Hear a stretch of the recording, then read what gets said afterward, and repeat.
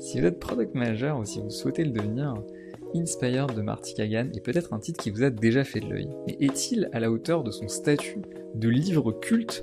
Est-ce qu'il réussira à booster votre carrière comme il l'a fait pour la mienne? Eh bien, c'est ces questions-là que je vais répondre dans cette vidéo. Mais restez bien jusqu'à la fin parce que je vais vous expliquer aussi pourquoi j'ai une relation amour-haine avec ce livre et pourquoi il faut le lire en ayant bien le bon état d'esprit. Au fait, moi c'est Jonathan Saba, je suis consultant en product management, je suis également un grand fan de Notion et de no-code de manière générale. N'hésitez pas à vous abonner à ma newsletter, j'y partage des contenus gratuits, notamment des templates Notion et aussi toutes mes découvertes, les choses que j'ai bien aimées, mes coups de cœur. S'il y a un seul livre que je vous conseille en product management, c'est clairement celui-là. Voilà, donc fin de la vidéo. Non, je rigole. Parce qu'en fait, il a vraiment redéfini le métier de PM de façon extrêmement précise et complète en explorant toutes les facettes avec une très très grande clarté. Je me rappelle qu'après l'avoir lu, c'était presque brutal, presque douloureux. Comme si Marty Cagan en personne était sur mon épaule et qu'il avait vu toutes les erreurs que j'ai pu commettre et qu'il avait précisément la solution à apporter. Et je me rappelle aussi qu'après avoir lu ça, mon boss l'avait lu également à peu près au même moment et on avait pu se poser ensemble pour essayer de voir quels étaient les plus gros problèmes à résoudre avec en tête les bonnes pratiques issues de Inspired. Vous savez le mot discovery, vous avez sûrement dû l'entendre des milliards de fois. Eh bien, c'est Marty Cagan qui l'a popularisé, de même que la dualité entre Discovery et Delivery. Donc on rappelle que la Discovery, c'est identifier les bonnes fonctionnalités à construire, et la Delivery, c'est le moment où effectivement on les construit et on les amène aux utilisateurs.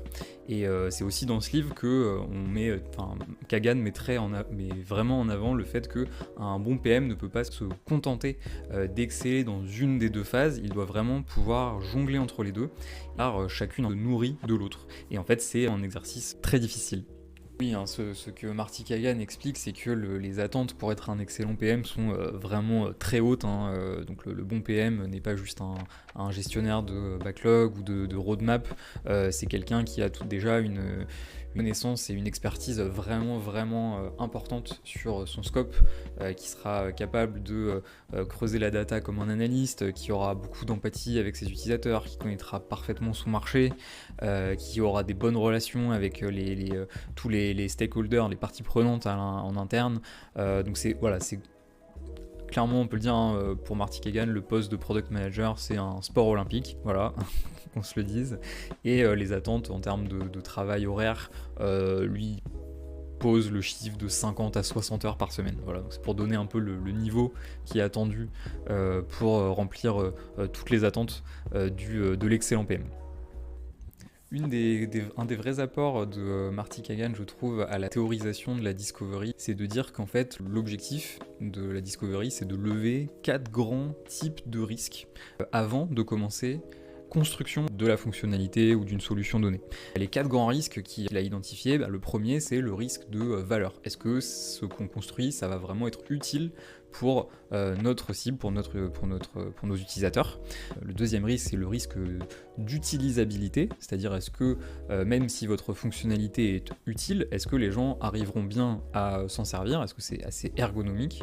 Le troisième risque, c'est le risque de faisabilité. Est-ce qu'on est capable, avec nos équipes de développeurs et dans le temps qu'on s'est fixé, de construire effectivement ce qu'on s'est dit, donc notre fonctionnalité.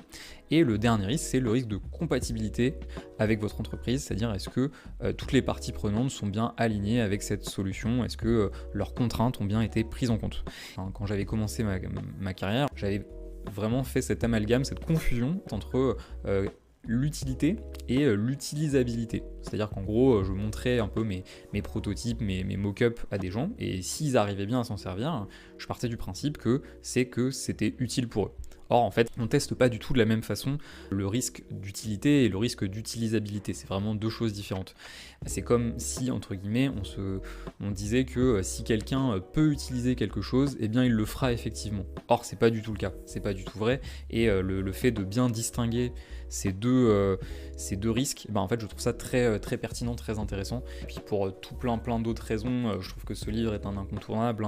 Je pourrais passer des heures, mais parmi les autres sujets qui m'ont marqué, Je dirais que la description vraiment clinique des rôles dans une équipe produit, dans une squad, des relations entre chacun des membres, ça donne vraiment une idée de comment on peut travailler, comment on peut s'améliorer. Je pourrais parler aussi d'un très intéressant paragraphe sur les clients de référence. Donc en gros, comment atteindre son product market fit. En fait, c'est équivalent à trouver un certain nombre de clients de référence avec qui on va pouvoir co-construire une première version d'une initiative, d'une feature importante, d'un Epic, d'un produit en général. Un autre point aussi que j'ai trouvé très intéressant, c'est le fait d'utiliser les prototypes comme pas juste un outil de test pour vérifier l'ergonomie, mais aussi un moyen d'aligner les parties prenantes autour d'une fonctionnalité. En voyant vraiment le détail de comment va fonctionner une certaine feature, et ils peuvent se projeter, voir des choses qu'ils n'auraient pas pu voir, par exemple si on leur avait juste décrit avec des mots, et encore plein d'autres choses qui font que ce livre est une mine d'or, clairement un puits de sagesse, produit un accélérateur de carrière. Maintenant, on peut parler des limites, parce que malgré son statut de référence, le Inspired n'est pas sans défaut, il y a beaucoup de problèmes, et pas des petits problèmes, des choses qui sont vraiment gênantes. Pour moi, le plus gros problème avec Inspired, c'est l'idéologie qui est parfois écrasante. Pour vous donner un peu un ordre de grandeur, le terme important apparaît 173 fois dans l'ensemble du livre. Le terme critique apparaît 72 fois dans le livre, soit à peu près une page sur deux. Kagan insiste tellement sur l'importance et la criticité de tout ce qu'il dit, ça peut donner l'impression que c'est du tout ou rien. Si on ne fait pas tout ce qu'il indique comme étant important ou critique, en fait on est complètement à la ramasse. On est sur une idéologie qui est tellement forte que ça peut être difficile de trouver un environnement qui soit compatible ou même de l'implémenter dans l'environnement où on est déjà. Le fond du problème, c'est que le contenu du livre n'est pas assez hiérarchisé, ce qui est relativement paradoxal venant d'une figure, d'une légende du product management, une discipline dans laquelle établir des priorités, des hiérarchies, en fait c'est vraiment au cœur du sujet.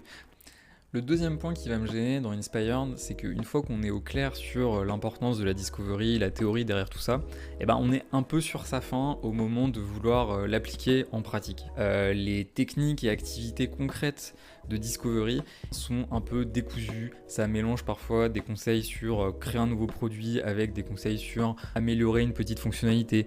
On va vraiment être à l'opposé d'autres livres comme Discovery Discipline de Rémi Guyot ou de Continuous Discovery Habits de Teresa Torres qui va proposer un cadre pratique, un framework pas à pas qu'on peut appliquer au jour le jour. Et cette approche méthodique, c'est un peu ce qui m'a manqué la première fois que j'ai lu Inspired. Je me suis dit, ok, je veux faire tout ce qu'il dit, mais comment je commence en fait? C'est quoi ma première étape? Un autre truc qui m'a gêné, c'est les objectifs parfois irréalistes qui sont mis en avant dans le livre. Par exemple, Marty va estimer qu'en moyenne, une bonne équipe produit, donc avec sa squad, ses designers et ses développeurs, va pouvoir tester entre 10 et 20 idées de fonctionnalités chaque semaine.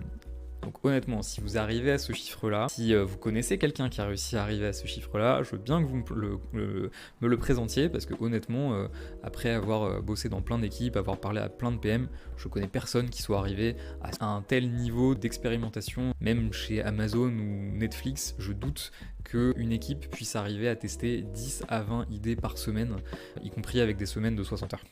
Un autre point qui m'a gêné dans Inspired, c'est ce qu'on peut appeler la croisade anti-roadmap. On s'engage sur une roadmap et on annule un peu ce travail de discovery en se disant le but c'est pas de trouver la meilleure fonctionnalité, c'est juste de dépiler la liste qu'on s'est donnée sur la roadmap. Donc ça je comprends très bien, sauf qu'en pratique tout le monde attend d'une équipe produit qu'elle crée et qu'elle diffuse une roadmap. Compromis peuvent être faits, je trouve que par exemple des roadmaps qui sont très précises sur ce qui va arriver très bientôt et beaucoup plus floues à mesure qu'on s'éloigne d'aujourd'hui, de type now, next and later, ça fait très bien le travail et que ça permet de réconcilier les deux mondes, de se dire que on s'engage à sortir des choses dans les prochaines semaines, mais pour ce qui est des prochains 6 mois, c'est beaucoup plus vague et c'est pas grave parce que du coup on est toujours en train de faire de la discovery pour trouver la meilleure façon de résoudre un problème qu'on s'est donné, d'atteindre une certaine métrique, un certain objectif. Donc en vrai je trouve que la croisade anti-roadmap n'est pas justifiée et qu'on a des solutions qui sont déjà existantes et qui marchent assez bien pour résoudre cette contradiction entre être orienté résultat et pouvoir prévenir le reste de la boîte des fonctionnalités qui vont sortir. Si je devais résumer, je dirais que Inspired c'est un incontournable pour avoir un cadre théorique solide sur le métier. C'est vraiment un livre que j'ai recommandé à tous les juniors que j'ai pu coacher au fil du temps.